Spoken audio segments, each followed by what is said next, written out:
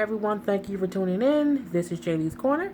I am, of course, Jaylee, and this is my review for the TV show that's on FX. It's called Snowfall, and it's one of my new favorite shows. I really, really like it. But before we get into that, as we know, first things first, if you have not done so already, please take a moment and subscribe to my channel. It does not cost you anything. It just lets you know when I have new videos on my channel and new content. You just hit the little subscribe button and that's all that it takes. You can also share my videos and also hit the little like button for my videos if you like it, which means if you watch it, you probably like it. So just hit the like button. Thank you. There's also a comment section at the bottom. You can put your comments, whether you like my videos, don't like it, you agree with me, you don't agree with me, or whatever you want to say can go into the comment section. So please and thank you. So as I said, Snowfall is a show that I really like. It's brand new. It's on the the channel F as in Frank, X as in X-ray. So yeah. Now this particular episode, the story is like about 4 separate stories. And well, now it's 3 separate stories because 2 of the people's stories collided. The one story I'm kind of not even really much so concerned about, is the Gustavo and the 2 crime family people. I kind of don't care about that. I don't know if it's that today on the episode it was so little, like it was, I didn't see the point of it being in this particular episode, but that's just me.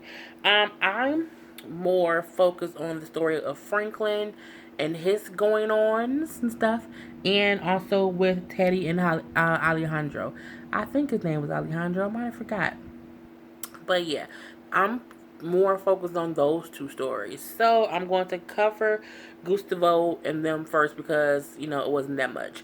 So we do see that Gustavo and the crime family people, they're trying to find a scapegoat of who they can blame the robbery on that they actually orchestrated. The crime family, female and guy, I don't even know their names, but their dad and uncle wants to know who robbed them. So they have to like find someone to plant evidence on or to blame it on so that they don't basically get murdered. And so they're having a conversation and going over who in the inner circle can be basically set up to look as if they did it. And the only request that Gustavo has is saying that whoever we pick that you want me to go murder and say they did it, they can't have a family. So they're naming people like, okay, who has kids, who don't have kids, and things like that. So they did end up picking someone who he assumed did not have children. But when he goes to this person's home, they have a boyfriend. They are actually a gay couple. So he chooses not to go through with it. So he goes back, like, no, I didn't kill him. I told you guys no families. And he's like, well, he was just, he's just, it's just his boyfriend. I'm thinking he called him gay in Spanish or something. He's like, you should just kill both of them, which meant he knew the guy, crime family guy, knew who, damn it, Gustavo, the crime family boy, the crime family girl. The crime family boy knew who he sent Gustavo to go kill had a boyfriend. And he said it didn't matter because he was gay, but Gustavo didn't do it. So they then picked someone else who they're going to go murder. And it was weird because they were sitting in the car waiting for the person to get home.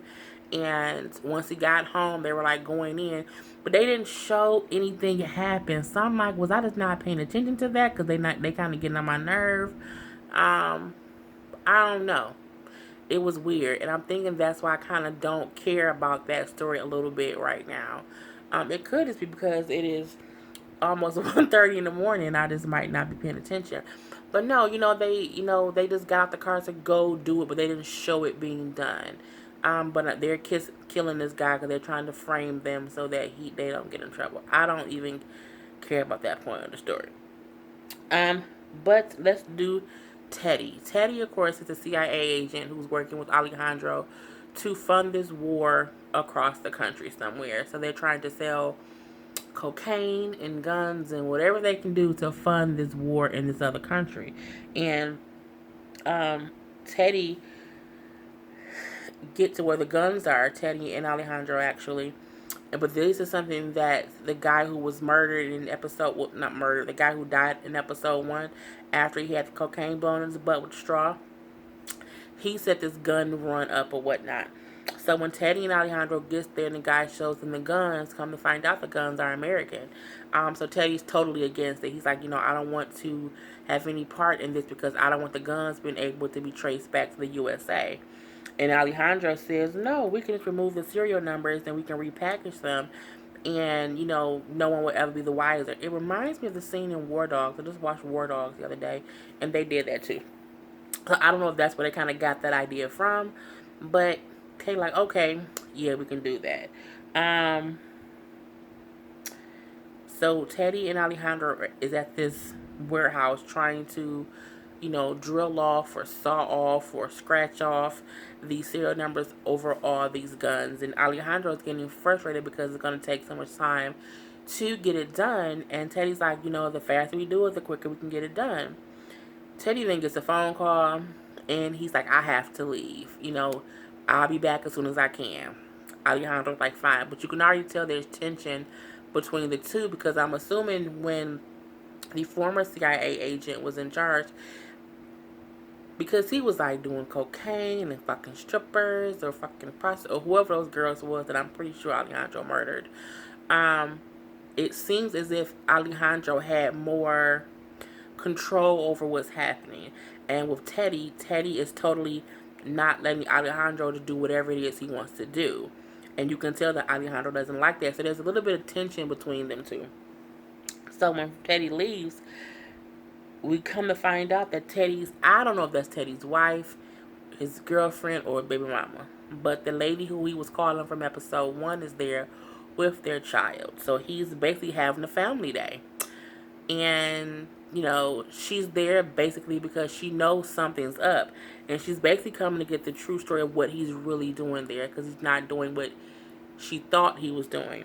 They do go on like a little train ride with the kids, and Teddy basically tells her everything that he's doing, why he's doing it, and then come to find out she is also an agent of some sort for the U.S. government as well. So she basically understands why he's doing it. She's not shocked, but she's still like, why are you doing it? You can be doing something different. Are you the right person for this? What if you get drawn in too much? And he's like, I'm doing it because, they asked me to, which is a lie because he asked them, could he do it? But he's honest with her on what's going on. And, he then does call Alejandro to check on how everything is going at the factory. And Alejandro was like, where are you? You need to be here. And he's like, well, I'm busy. I'm going to be a couple more hours, but I'm going to be back as soon as I can.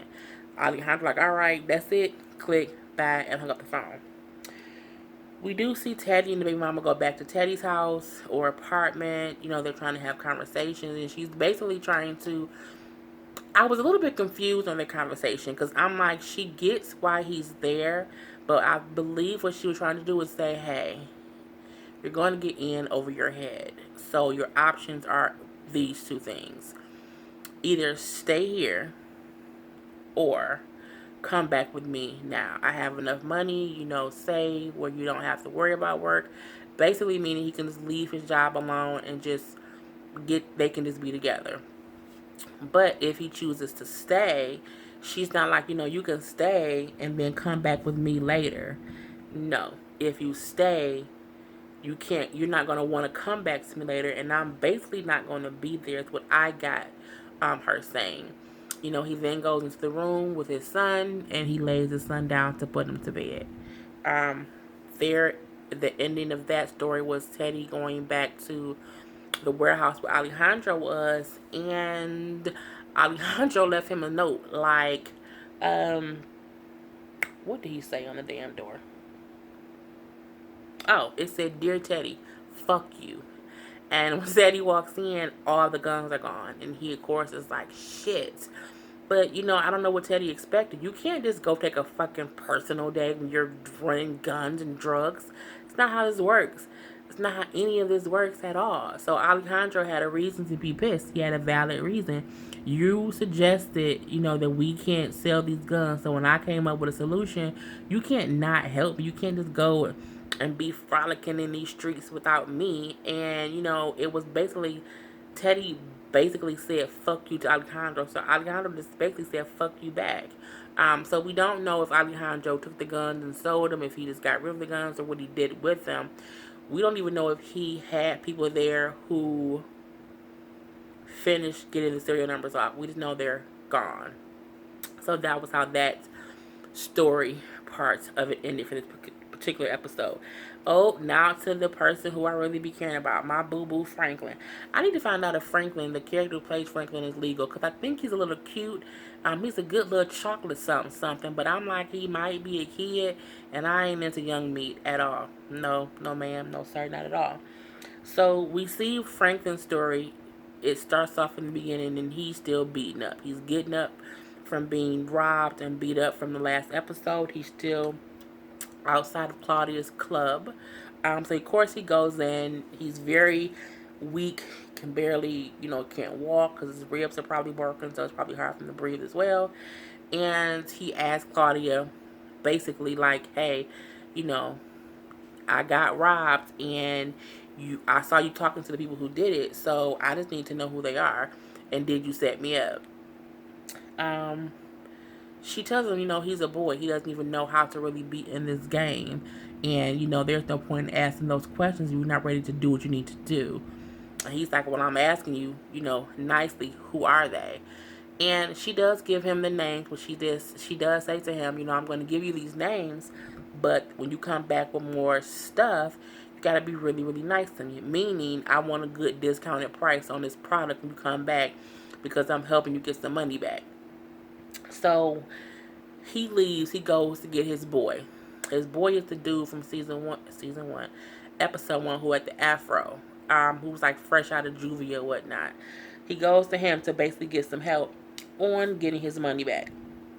So he like, well, I know a guy, but he ain't gonna be free. So they're like, okay, cool. So they then go to this other person's house because they know what they're looking for, but they just need help finding them. And, they go to this other person's house, and there's a whole bunch of kids there, and it's a arcade game in the back. And, you think they back there, like, beating up somebody. And they just playing, like, Pac-Man or something, playing a little arcade game. And when he asked them initially, like, we need some help getting some money back, and they basically tell him no. So as as Frank and his friend is about to walk away, one guy who's sitting around in the back like, hey, what they steal? And he like, a little bit of money. He like, all right, what are you looking for? They tell him what we're looking for. And he like, oh, we know them some suckers. All right, come on, let's go. So the one guy whose name is, I think my pointer holder just fell out my head, so my hair's gonna look crazy for a minute, y'all. The one guy goes, his name is Carvel. So Carvel gets in his car, and Franklin and his friend goes to find these robbers, basically. This is where it gets crazy. So they do get to the person's house, and initially Carvel makes it seem as if he double crossing them, because when Franklin knocks on the door, Carvel pulls the gun on Franklin like, yeah, we got your I got this punk ass dude or whatever. But he does that so that the robber guy will open the door. Open door, they bust in, and they time up, of course, and they start ransacking the house. So they're looking for the money, looking for the money, looking for the money. And, the one guy who is in the house, he's not telling them anything. He's like, fuck y'all, I don't care, I'm not telling y'all anything. And Carvel is sitting around eating goddamn on apple snacks, which I think was supposed to be Apple Jacks, but whatever. Because of course this is back in the, I think, late 80s. Yeah, this is in the 80s. So they're ransacking the house, can't find the money, can't find the money, can't find the money. And Carvel basically wants to beat the guy up and kind of torture him a little bit. But Franklin's like, no, we can't get no information from him if he's dead. So they're still ransacking the house, ransacking the house, ransacking the house. As they're doing that, the other guy who helped him rob Franklin walks up to the house. So of course they cover the guy's mouth so he can't scream, and the guy's just knocking, knocking, knocking, but he doesn't come in, so he leaves. Cool.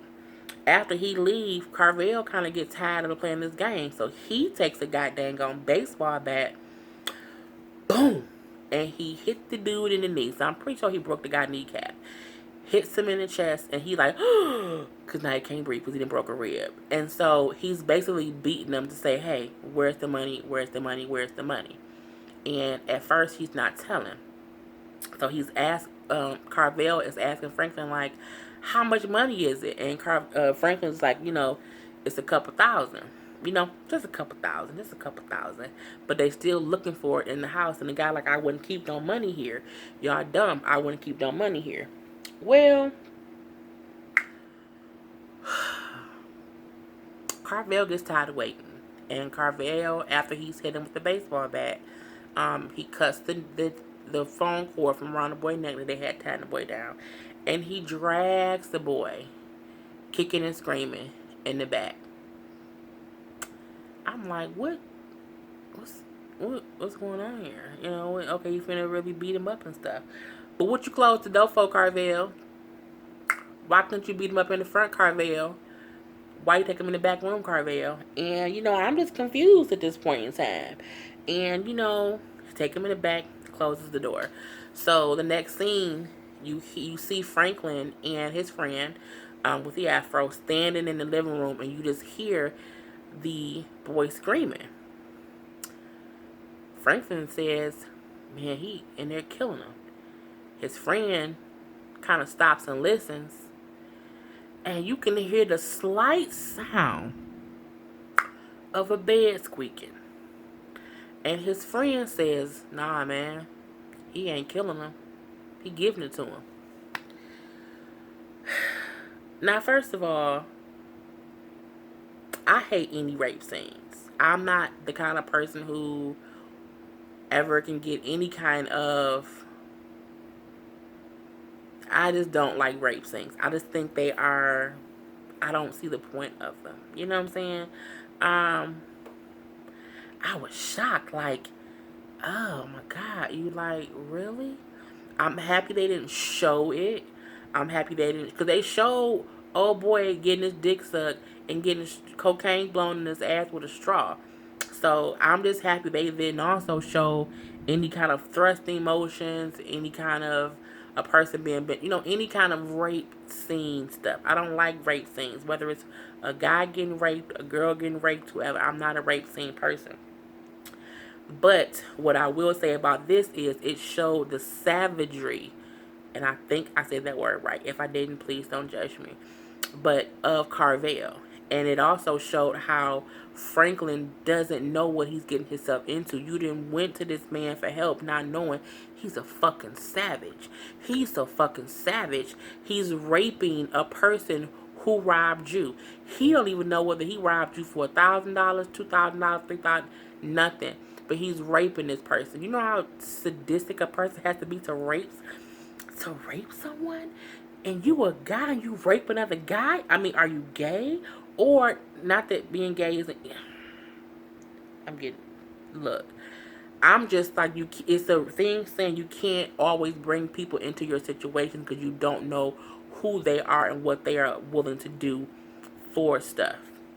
So, Franklin, of course, is like, this is fucked because now he knows it's a bad situation. A bad situation has went to worse. It went from him just getting beaten up and robbed to he now in the car riding with a stranger going to look for the robbers to the person Carvel who brought him there beating the guy with a baseball bat. Now the goddamn Carvel in there raping the boy behind closed doors for some money that ain't even his. But what you will notice is when he kept beating the dude up, he kept on saying, where's my money? Where's my money?